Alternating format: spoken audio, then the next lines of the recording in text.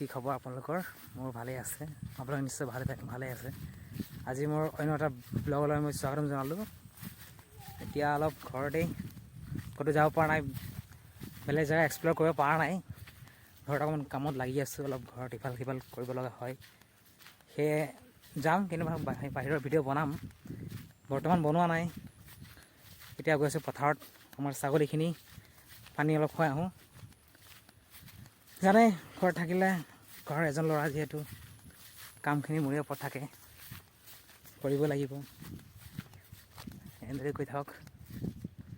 সৰুখিনিতে ছাগলীখিনি আছে, চাব। চাওক গাইছ, ছাগলীখিনি মোৰ কাৰণে ৰখি আছে পানীৰ কাৰণে। এয়া এইবোৰে মোৰ ছাগলী। মোৰ কাৰণে এইবিলাকে মোৰ কাৰণে সম্পত্তি, যিহেতু এইটো মোৰ বহুত মৰমৰ ছাগলী।